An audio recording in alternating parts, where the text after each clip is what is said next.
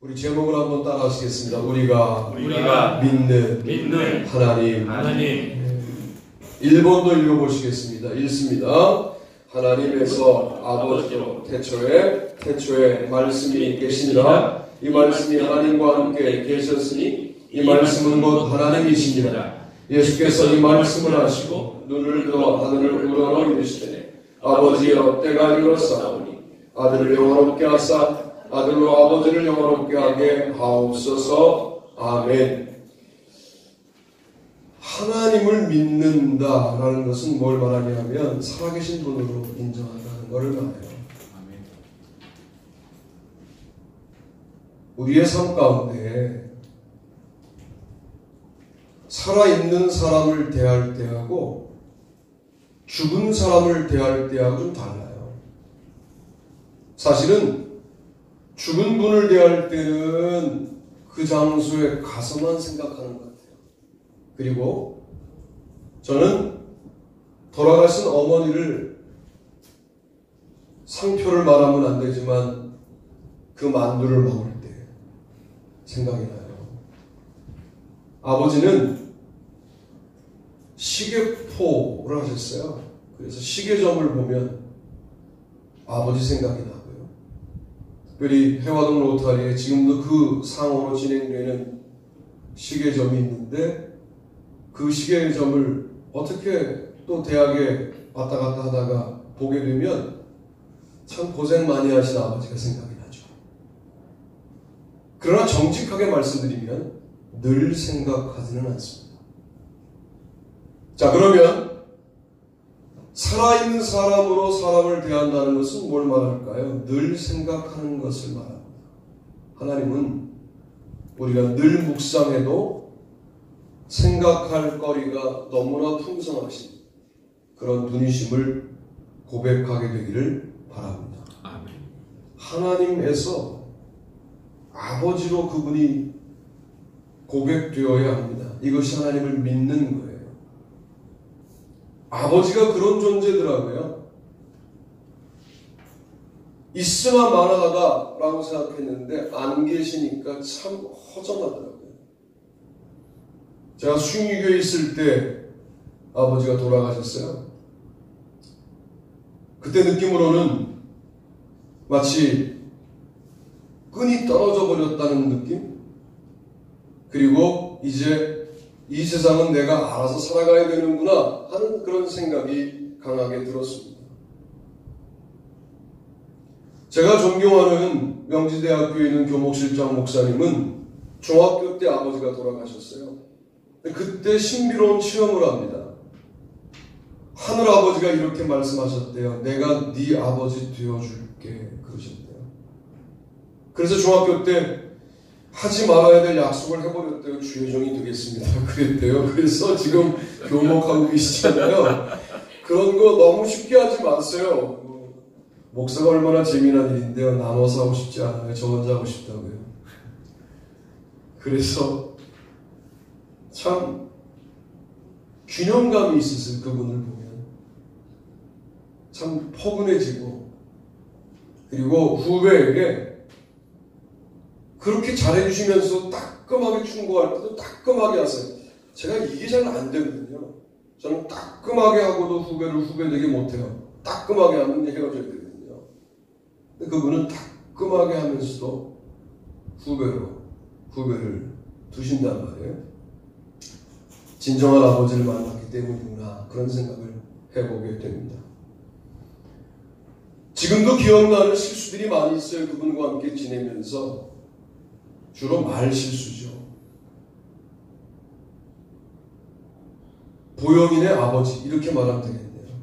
통화가 돼서 그때 장봉도에서 교목실장과 교목이 기도하고 있을 텐데 먹는 게 부실하잖아요. 근데 장봉도에 오신다는 거예요. 그러면 저녁 시간 맞춰 오셔서 저녁 사시면 좋겠다. 이렇게 말했으면 얼마나 좋았겠어요. 제가 처음부터 끝까지 반말로 했대요. 그래? 그럼 저녁에 가서 밥 싸면 되겠네. 교목실장 목사님 선배님은 아마 권사님이지만 목사보다 나이가 어린 모양이다 그러셨다는 거예요. 그 어른이 머리가 희끗희끗 하시거든요. 그때도 나타나셨는데 아무 말씀도 안 하시고 식사만 하신 거예요. 선배님께서. 저에게도 말을 쉽게 놓지 않는 분인데 말을 안 놓는 분이 말을 놓거나 말을 놓던 분이 말을 올리면 이건 사태가 심각한 겁니다. 논두끼를 걸어놓는데 나한테 그러셨어요. 야, 그러더라고요. 난 그런 말을 그분과 십수년을 사는 동안 처음 들었는데 야, 서목사 너 양아치니? 그러더라고요. 아닙니다, 목사입니다. 그랬더니 너보다 10살 많아 보이는 권사님을 대하는데 어떻게 처음부터 끝까지 밥 먹을 때 숟가락 놓을 때까지 존댓말이 전혀 없이 반말로 진행하더라. 너 내가 너한테 충고 하나 하겠다. 네가 부흥강사 교회들을 거치는 동안에 너도 모르게 거칠어진 부분이 있는데 우리는 공부한 사람들이라 어차피 중산층 사람들을 많이 만나게 될 거다. 너 그 말을 고치지 않으면 어려울 것 같다. 그렇게 반말하시더니 놀랬죠? 나한테 그러는 거예요. 더 놀랬죠, 저는.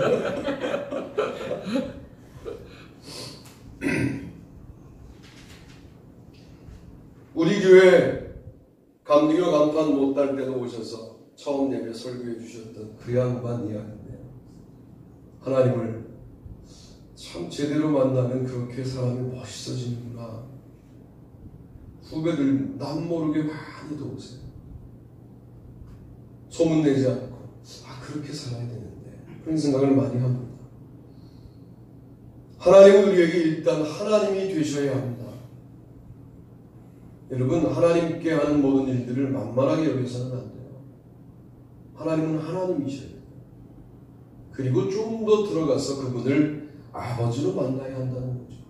영접하는 자, 곧 그 이름을 믿는 자들에게는 하나님의 자녀가 되는 권세를 주셨으니 이는 혈통으로나 육종으로나 사람의 뜻으로 나지 아니하고 오직 하나님께로부터 난 자들이니라 라고 요한복음 1장 12절 13절에 말씀하시잖아요. 하나님을 아버지로 모시는 가장 아름다운 방법은 그분을 영접하는 것이다 라고 말씀하고 있어요. 그분이 어느 순간 우리 아버지로 여겨지는 거예요. 그러면 제가 방금 말씀드렸던 제가 존경하는 선배님처럼 균형감 있는 삶을 살게 되는 것이죠. 저는 화를 낸 것도 아닌데 화를 낸다고 오해를 많이 받고 정작 화를 내면 별로 안 무서워하고 뭐 이런 문제가 좀 있는 것 같아요. 그분은 화를 내면 대단히 무서워요.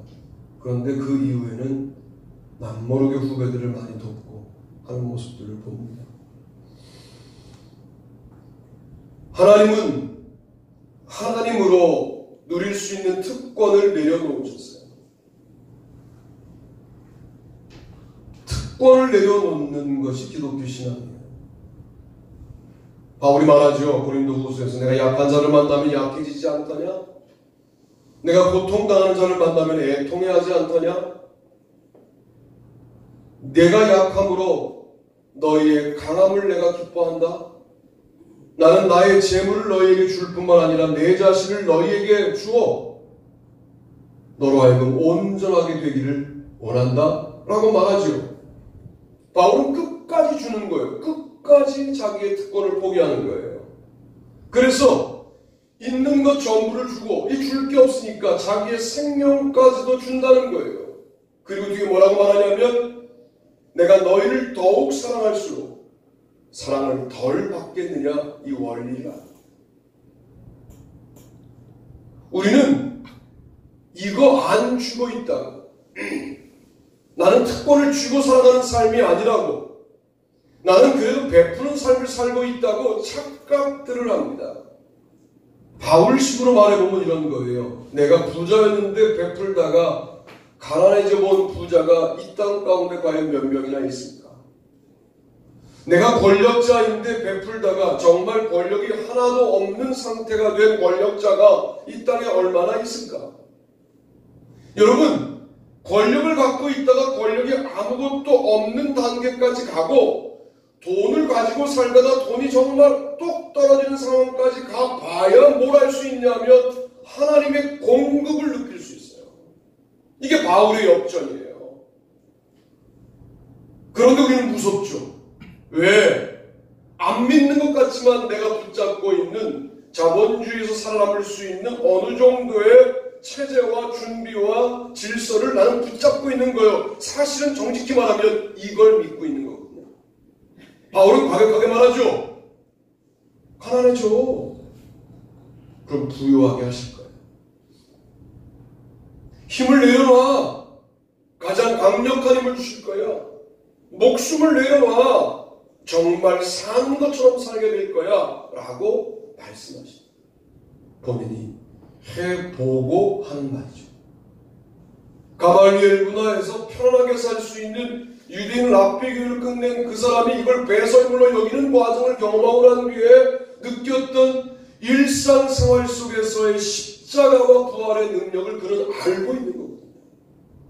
오늘날 우리는 적당하게 포기하고 적당하게 회복되고, 그러니까 아직 그리스도 신앙의 핵심에 가지 못하는 구조에 있는 것 아니냐. 여러분, 어느 순간이 오겠죠. 우리에게 올 때 그래, 이 부분은 이것도 타협일 수 있어요. 이 시간 부분은 내가 완벽하게 포기한다. 이렇게 하면 하나하나 건물로 상대하지 말고 벽돌로 상대해보는 거예요. 이 생각만큼은 내가 그러면 철저하게 한번 포기해본다. 이렇게 해보는 거예요. 이런 실수만큼은 내가 철저하게 한번 내려놓는다. 이렇게 한번 해보는 거예요. 그래서 벽돌 한 장을 과감하게 치웠는데 주님이 빠른 속도로 채우시는 것을 경험하는 감동이 여러분의 삶 가운데 있게 될 때 여러분은 드디어 어떤 존재가 됩니까? 하나님을 믿는 존재가 되고 하나님을 아버지로 믿는 존재가 되는 것이죠. 아들들은 사고 치는 거고요. 아버지는 수습하는 거예요. 여기에는 수많은 비밀이 들어있어요. 다 설명할 수 없어요. 많은 걸 알려고 하지 마세요. 그럼 아버지가 저처럼 능력이 없어도 수습해야 돼요. 우리 하늘 아버지도 마찬가지예요. 솔직히 말하면 우리가 그분께 기쁨을 드린 날이 얼마나 됩니까? 주로 사고 치면 또 그랬어. 그러고 와서 능력 있는 그분이 막아주시는 삶을 지금껏 우리가 살고 있는 거지. 나는 이런 부분을 기쁨을 드렸을 거야 라고 그런 삶이 얼마나 있습니까? 아버지께 참되게 예배하는 자들은 영과 진리로 예배할 때가 오나니 곧 이때라. 아버지께서는 자기에게 이렇게 예배하는 자들을 찾으시느니라. 하나님은 영이시니 예배하는 자가 영과 진리로 예배할지니라. 요한복음 4장 23절로 24절 이 본문을 제가 다시 읽어보니까 아버지와 하나님을 병행하여 쓰지 하나님에 대하여.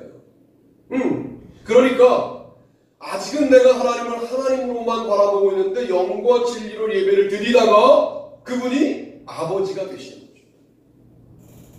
아버지라고 하는 관점으로 이 본문을 읽어보니까 영과 진리로 예배를 드리는 것이 하나님을 아버지로 모시는 매우 중요한 과정이라는 사실을 깨닫게 되었습니다. 여러분, 예배하면서 생각도 모으시고요. 여러분의 주의력도 모으시고요. 여러분의 자세도 모으시고요. 여러분의 모든 관심도 모으셔야 돼요. 내 경험도 내려놓고요. 그냥 그 말씀을 말씀 그대로 듣는 거예요. 변명하려고 들으면 말씀을 듣는 태도가 아니에요. 그냥 듣는 거예요. 듣고 나에게 그런 문제가 있죠 라고 수용적 태도로 들으면 여러분 영과 진리로 예배하게 되는데, 그러다 보면 하나님이 어느 순간 예배 중간에 아버지가 되어 있는 신비로운 체험을 하게 될 것이라는 비밀이 요한복음 4장 23절과 24절에 있지 않냐 말이에요. 아버지께서는 영과 진리로 예배하는 자들을 찾으신다는 거예요. 왜? 아들을 삼으려고. 그리고 아버지는 영이시니가 아니라 하나님은 영이시니 예배하는 너희들이 영과 진리로 예배하면 아버지가 너희를 찾아 자녀 삼지 않겠니? 라고 지금 말하고 있는 것 아니냐 말이에요. 예배가 그렇게 중요합니다. 여러분, 예배에 집중하시고 예배를 통하여 주님을 만나시고 이 예배를 잘 드리는 거, 그거 영적인 승리라고 저는 분명히 생각을 합니다. 예수께서 그들에게 이르시되 내 아버지께서 이제까지 일하시니 나도 일한다 하시며 5장 17절. 아버지와 하나가 되는 방법이 있어요. 아버지의 일을 하시는 동안은 아버지와 하나가 되는 거예요. W. 로더라고 하는 학자가 이 부분을 기능적 일치 이렇게 말했어요. 우리가 어떻게 하나님과 하나가 될 수 있습니까? 그런데 이 땅 가운데 아직도 하나님 아버지가 하시고 싶은 일들이 많은데 그 중에 작은 거라도 내가 꾸준하게 하고 있는 거예요. 그러면 그 일을 하는 동안은 주님께서 우리에게 능력을 주셔서 그 하나님과 하나가 될 수 있는 영감을 주시는 것이죠. 능력을 주시는 거예요.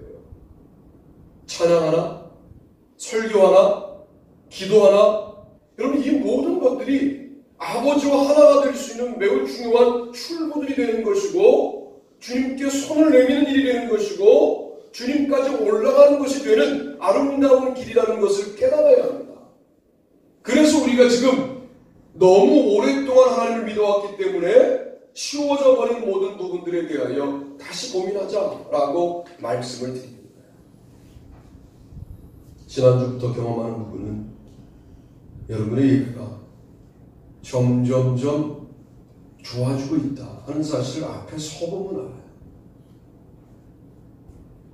핸드폰 보시는 분 없는 것 같고요. 볼펜 가지고요. 자기도 모르게 하는 거예요. 그게 타각 이렇게 해요. 평소에는 성경을 읽지 않다가 설교 시간만 되면 이거를 넘기는데 이 소리가 상당히 거칠어요. 제가 넘겨볼게요. 아주 짜증나거든요. 이게 핸드폰 녹음기에 그대로 녹음돼요. 이게 아마 이번 주 중에 녹음될 거예요. 이게 얼마나 힘든지 몰라요. 우리의 예배당에서의 습관적인 행동 하나도 다 점검하시고 그래서 예배를 잘 드리게 되면 그날은 승리한 거예요. 하나님이 아버지가 되시기를 주님의 이름으로 축복합니다. 우리 두 번째 보시죠. 두 번째 읽습니다.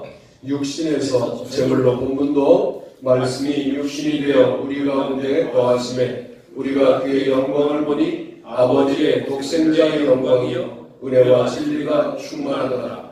이날은 준비에 이르라. 유대인들은 그 안식일이 큰 날이므로 그 안식일에 시체들을 십자가에 두지 아니하냐 하여 빌라도에게 그들의 다리를 꺾어 시체를 치워달라 하니 군인들이 가서 예수와 함께 못 박힌 첫째 사람과 또 그 다른 사람의 다리를 꺾고 예수께 이르러서는 이미 죽은 것을 보고 다리를 꺾지 아니하고 그중 한 군인이 참으로 옆구리를 찌르니 곧 피와 물이 나오더라. 아멘. 요한복음 1장 14절과 19장 31절로 34절까지의 말씀을 같이 읽으셨습니다.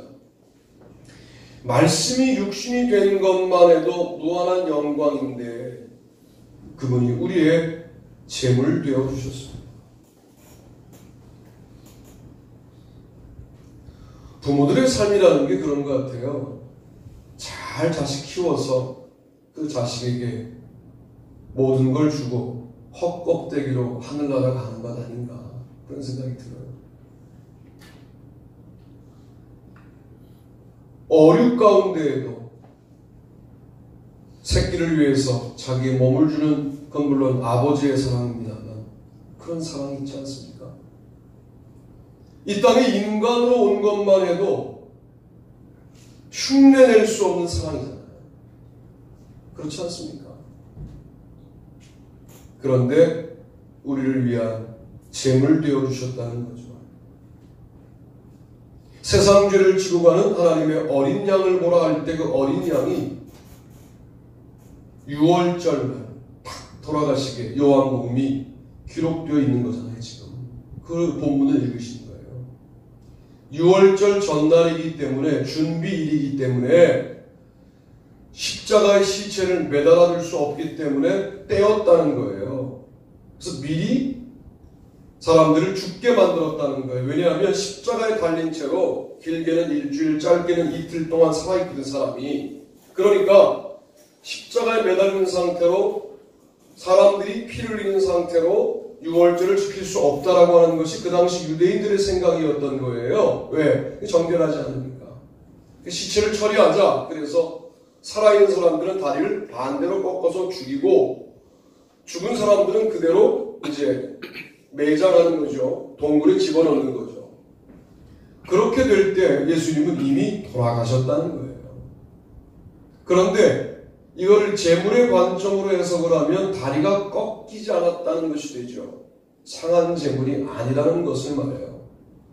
참으로 옆구리를 찔렀다는 것은 각을 떴다는 것을 말해요. 그러면 각을 뜨는 것은요, 마디마디를 풀어놓는다는 뜻이에요. 죄송합니다. 예수님의 십자가의 죽음을 그렇게 묘사해서 미안하지만 닭을 먹을 때 우리가 관절을 끊는다고요. 그리고 거기에 있는 모든 살들을 발려먹잖아요. 관절을 떼어서 분리해 놓는 것까지가 각을 뜨는 거예요. 배만 여는 게 아니고 무지막지한 거죠. 이 말은 무슨 말이냐면 하나님이 드시기에 좋은 상태로 만들어 놓는 거예요. 이게 재물 드리는 거죠. 그건 각을 뜬다는 거죠. 옆구리를 찔렀다 각을 떴다는 거예요. 피를 뿌렸다 피 뿌림의 의식이죠. 완벽한 상하지 않은 재물로 오신 겁니다. 참 무섭습니다. 사실은 껍질을 벗기죠. 껍질을 벗겨요. 무서운 거죠 사실은. 재물은 매우 재물 입장에서 볼 때는 고통스러운 과정을 거쳐야 재물이 되는 거거든요. 그 저주를 왜 받으셨느냐? 우리의 죄 때문에 받으셨다 그 말입니다.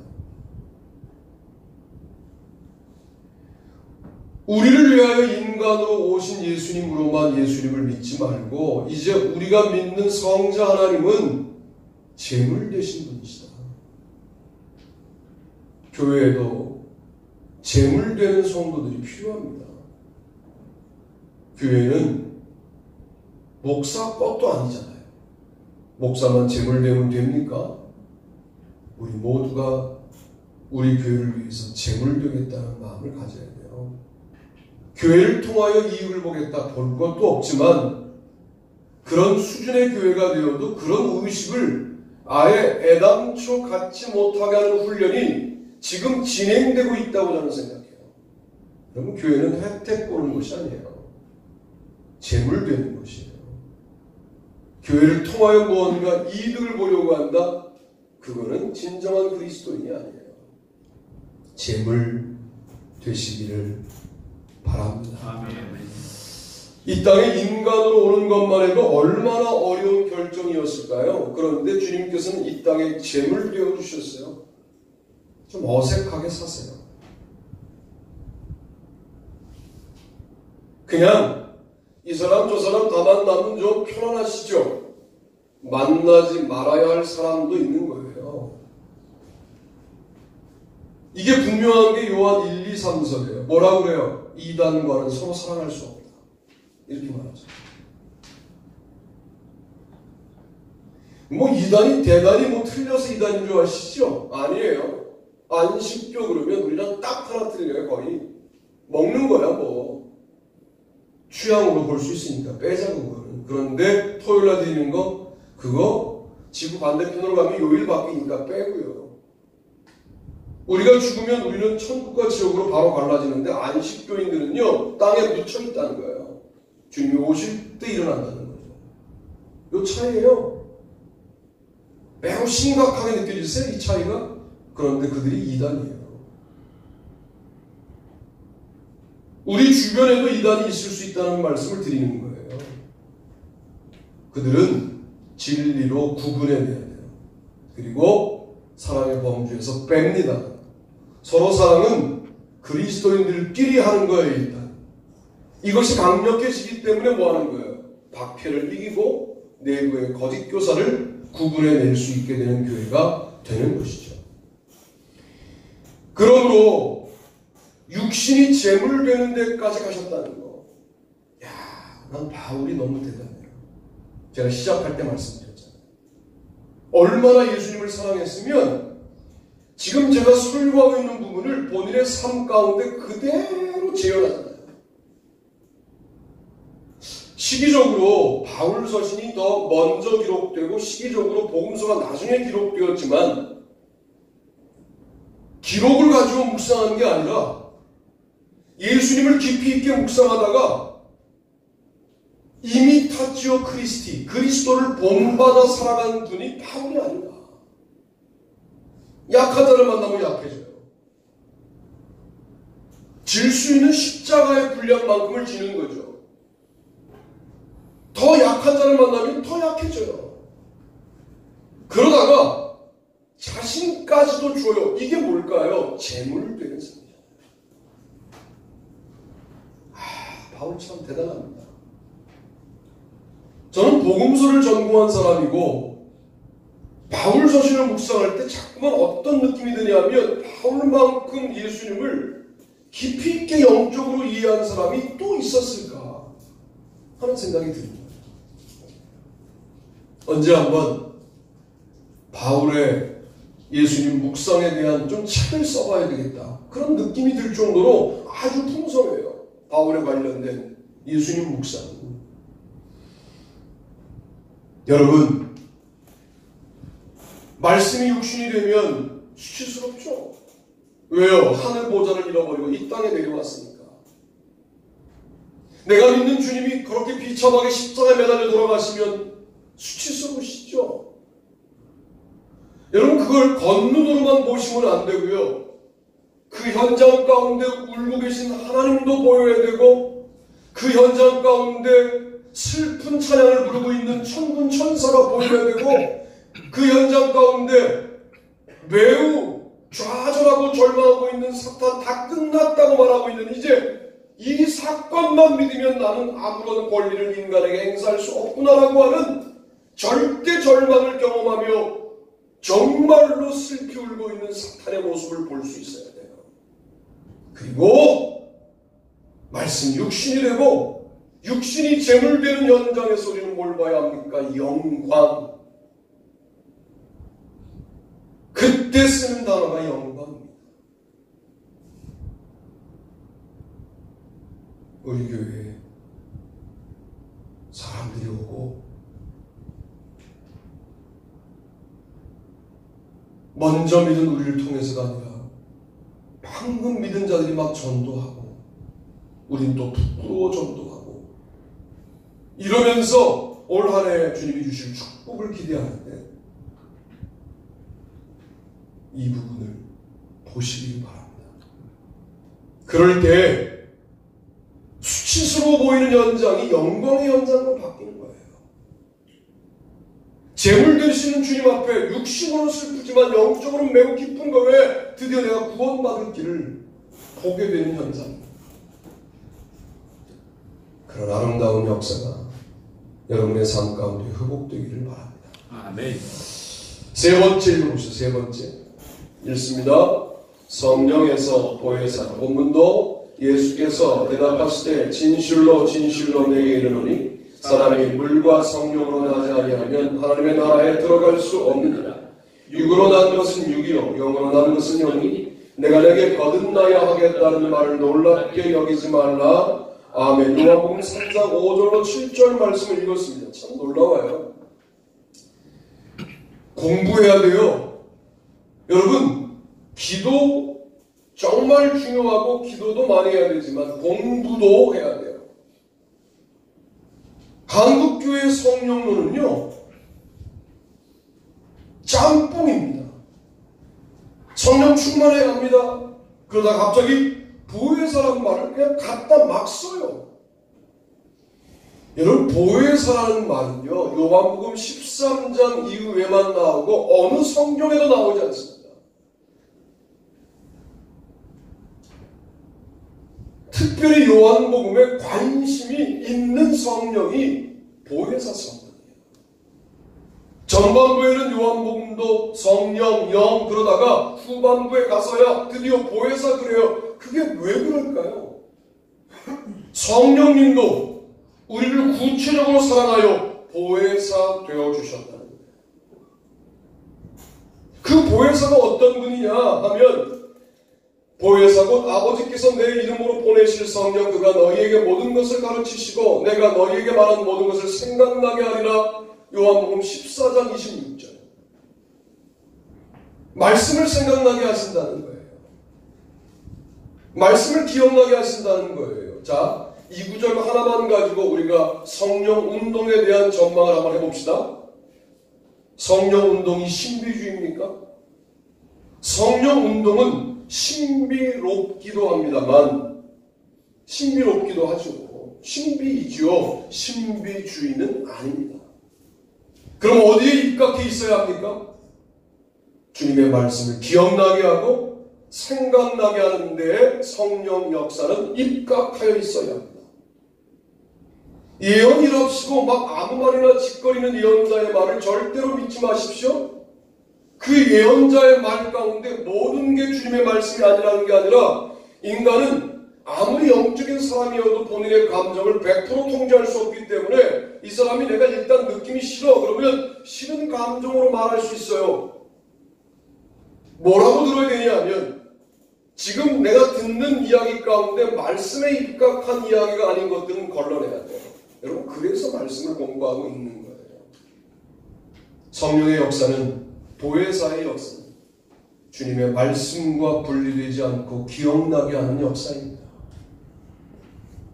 말씀이 강한 교회가 되기를 축복합니다. 아멘. 성령의 역사도 강하시기를 축복합니다. 아멘. 이 두 가지가 같이 가야 된다 그 말이에요. 내가 아버지께로부터 너희에게 보낼 보혜사 곧 아버지께로부터 나오시는 진리의 성령이 오실 때 그가 나를 지원하실 것이요. 15장 26절. 진리의 성령, 이게 영적인 질서예요. 진리의 성령이에요. 진리는 누굽니까? 예수님이에요. 여러분, 요한복음의 길, 진리, 생명은 그냥 단어가 아니에요. 존재라고요. 진리는 진리이신 예수님을 담고 있어요. 말씀이신 예수님을 담고 있어요. 그래서 요한복음의 모든 단어는 더블 미닝이 있어요. 단순히 사전적 의미로 요한복음을 해석하면 모조리 어렵게 해석이 돼요. 그렇게 하면 안 되고 거기에는 영적인 의미가 있고 존재론적인 의미가 있는 거예요. 주님이 들어가 있다 그 말이에요. 진리는 더더군다나 주님이시죠? 주님의 영이에요. 그래서 뭐라고 말합니까? 내가 아버지께 구하겠으니 그가 또 다른 보혜사를 너희에게 주사 영원토록 너희와 함께 있게 하리니. 14장 16절 말씀이 왜 중요한 말씀이냐면 또 다른 보혜사 때문에 그래요. 또 다른 보혜사, 그러니까 예수님도 뭐였다는 거예요? 보혜사입니다. 마지막에 가서야 드디어 고별 설교에서야 드디어 또 다른 보혜사, 나도 보혜사였는데 자, 눈에 보는 보혜사 이제 죽어 하늘나라 간다. 눈에 안 보이는 보혜사가 너희를 지배할 거야 라고 말씀하시는 거죠. 그러나 내가 너희에게 실상을 말하노니 내가 떠나가는 것이 너희에게 유익이라. 내가 떠나가지 아니하면 보혜사가 너희에게 오시지 아니할 것이요 가면 내가 그를 너희에게로 보내리라. 16장 7절. 지금 여기에 눈에 보이지 않지만 성령님이 와 계신 줄로 믿습니다. 아멘. 여러분, 눈에 보이던 예수님이 눈에 안 보이는 것이 제자들에게 얼마나 큰 위기였겠습니까? 그렇지 않습니다. 이제 어떤 문제가 생기면 선생님 어떻게 할까요? 여쭤보고 싶은데 눈에 안 보이니까 여쭤볼 수도 없고.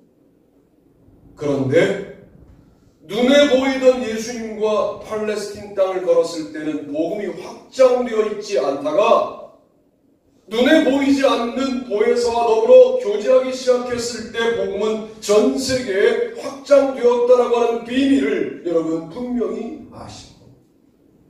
눈에 안 보이는 보혜사가 눈에 보이는 문처럼 감각되기 시작할 때 우리는 부흥의 역사를 다시 쓸 수 있다는 말씀을 드리면서, 여러분에게는 성령님이 그저 성령님으로 존재합니까? 아니면 보혜사까지 되셨습니까? 하나님이 하나님으로만 존재합니까? 아버지가 되셨습니까? 예수님은 나를 위하여 육신을 입고 오셨지까지에 머물고 있습니까? 나를 위한 제물로 믿어지십니까?